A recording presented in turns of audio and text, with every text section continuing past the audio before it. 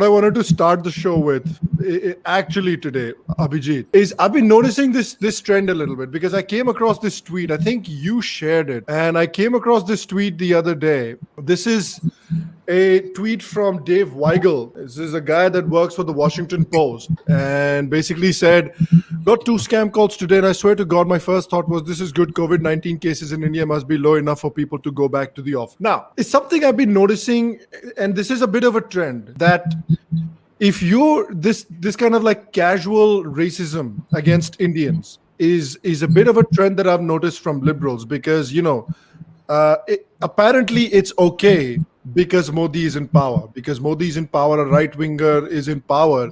So it's all right to be racist towards Indians. I've seen a very similar thing with, you might remember the kind of comments that were being made against Tim Scott, the Republican, in the US as well, when people were calling him like, yeah. When Brexit won, yeah, none of us expected it, but it won. They made out the whole of Britain to be a bunch of rednecks. Yep. When Jair Bolsonaro won, Brazil is full of bigotry and hatred and etc., etc., etc. They do this. This is what they do. Now, you know what's surprising in all of this is that there hasn't been a single apology, or forget apology, there hasn't been any disciplinary action by the Washington Post editorial board. Yeah. That there was against the New York Times' editor for just running something by a Republican, regarding BLM or I forget what it was, and then the editor got sacked. Remember, the op-ed editor, I think, got sacked for running the Republican guy. Here, there's no disciplinary action. Yeah. The editors don't even acknowledge, leave alone put out an apology. The 2 prominent Indians out there, Ishan Tharoor and Rana Ayub, absolutely no comment from them. Oh, of course not. They're lapping it up. Yeah. So here's the point. Why are we surprised about this? I think the issue here is that the Indian right also never made an issue out of it, because as a rule, we might have actually seen something funny about it. The thing is, I actually found it quite funny, because the point of humor is to be uneasy. It is meant to say things that you're not meant to say. Okay, so before you go on, I do want to add a caveat for here. Me, it's not racism, but by their own moralistic fucking standards, this fellow is the son of a Ku Klux Klan father and a concentration camp guard mother. She was probably one of those big butch lesbian Nazi soldiers at Auschwitz or whatever that got bonked by a Ku Klux Klan bugger. But that's the point that I was making. I have no problem with comedy. I have no problem. I remember when I first started my channel, one of the first videos that I made was about people getting really upset over a white guy doing Apu's voice in The Simpsons. And I said, look, as long as it's funny, and as long as there's a show like Simpsons, which are equal opportunity offenders, like every single character on The Simpsons is an offensive stereotype. That's the point of the bloody show. Exactly the groundskeeper is a Scottish stereotype. The drunk guy, what's his name, in the bar, he's like a white trash stereotype. Homer Simpson himself is like a middle-class white trash stereotype. Every single person on that show is a stereotype, which is why I have absolutely no issues with Apu. In fact, I find it genuinely funny. Yeah. The difference here is this: we are supposed to find this humor funny, and fine, I agree with you. It is kind of funny. But then if this kind of humor was made against an Asian person or a black person or a Native American person or a Hispanic person, that guy would probably have been fired by this point. He would be out of a job. But it's an Indian person which is governed by a right-wing government. So this is okay. This isn't punching down. This is actually punching up, because we're punching up at Nazis. Right. And see, same with Southend. Southend was equal opportunity racist to everyone. Yeah. Right. So that is actually funny. Yes. The point is, people aren't stupid. They can tell when you're equal opportunity and when you're not. Yeah. Right. And what is this thing about talking up to, punching up or whatever? Yeah. Then why aren't you punching up at BLM and Antifa and LGBTQ right now? Because they are up as well. Because Biden is a Antifa, BLM, LGBTQ government, right? Yeah. So punch up at they that. Are start the mainstream. Yeah. They are the mainstream. So start making black people jokes. Start making anarchist jokes. Start making LGBTQ jokes now. Yeah. But no, you won't do that, will you? So see, it isn't about that. It's just blatant political bias. Yeah. And this Dave Wiegler, I mean, with all due respect, his last name sounds like one of the names we used to use for a Willy back in school. It's hardly surprising. Yeah. I mean, he's just living up to stereotypes. Have you actually seen his photo? No, I have not. Why don't you bring up a picture of his, this Dave Wiegler's photo? You'll see he looks like inbred white trash. Some Nazi Valhalla corpse dyke for his mother, and some, overseas Nazis of America Schutzstaffeln father. Let's see. Oh my God, you are not kidding. What in the hell is this?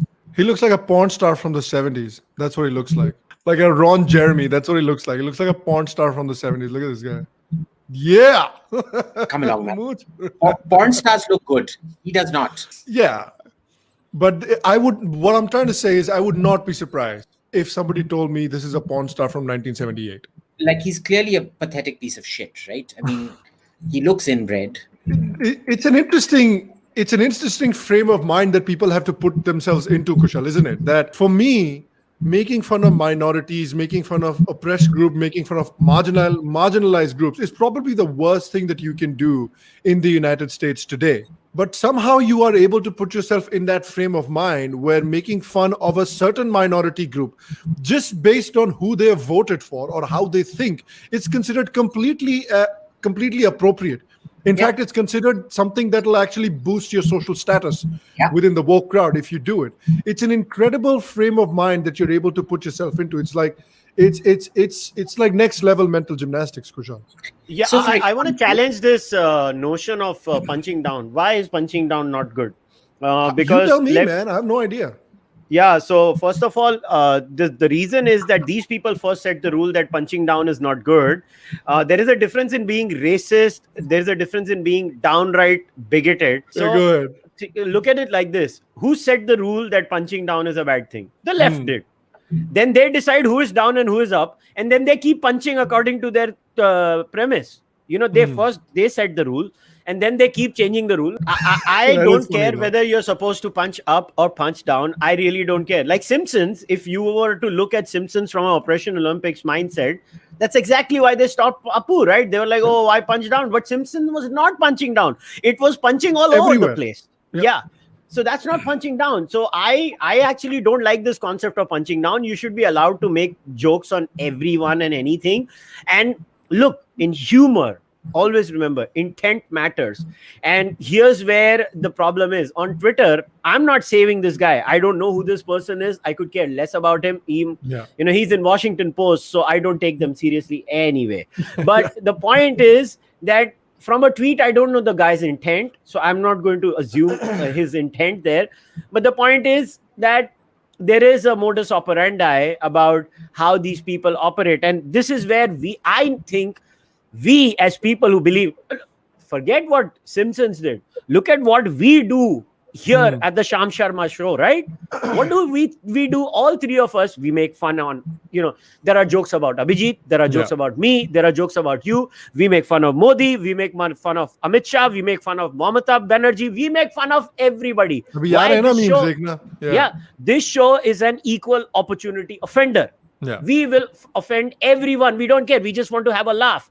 We don't care whether it's punching down. So abhi kya ye log logic bana denge? Mamata Banerjee, not a national leader, single state leader, woman punching down. So don't make fun of her. I'll make fun of everyone I want to. But I'll tell you where it makes sense. Point. Look at this. I'll tell you where it makes sense. Yeah, it says punching down is based on the assumption that you're above a certain group of people. People who are equal opportunity don't think that they're above or below anyone. Now I'll give you an example where these jackasses messed up. Yep. You remember the third-rated jokes all these so-called punching down, punching up people were cracking on Mayawati based on how she looks, yes, sir. Based on her weight. That is something we will not do. Yeah. We will not do that. We will make fun of Mayawati, but we will make fun of Mayawati in a general way, like we make fun of everyone else. That is the difference between us and them. These people, they didn't care about making fun of Mayawati. Now they changed the rules about all these oppression Olympics, and now वैसे right wing की दावत देनी पड़ेगी. सारे पुराने tweet निकाल के ऐसे लाके उनको है ना बफे में थाली के जैसे ऐसे लाके रखते हैं लाके. So the point is, I reject this premise of punching down. There are certain global, universal, humane rules that you follow, and that is enough. And let's be clear about one thing. Russell Peters once said this very amazing thing about, somebody asked him, so does humor travel? He's like, every joke doesn't, but there is something universal about humor where, Russell is clear. He's a Canadian or a North American or an American, whatever you want to call him. Russell is not Indian. Yeah. But when Russell comes to India and he cracks jokes on Indians, he's making fun of his own people. Yeah. We are all laughing. You know why? Hilarious. Yeah, but why do we laugh? Think about it. Why do we laugh when Russell makes fun of us? Because Russell will make fun of the Chinese. Russell will make fun of the Saudis. Russell will make fun of the Americans. He'll make fun of everyone. That is an equal opportunity offender. We don't care when Russell cracks a joke. Yeah. Yeah, that's exactly right. The thing is, Russell is A, he's actually funny. He is. B, when you're not equal opportunity, you're actually not funny. Yeah. The problem is the laughs are mostly forced laughs. They're not happy laughter. They're the mean, nasty kind of laughter. Yeah.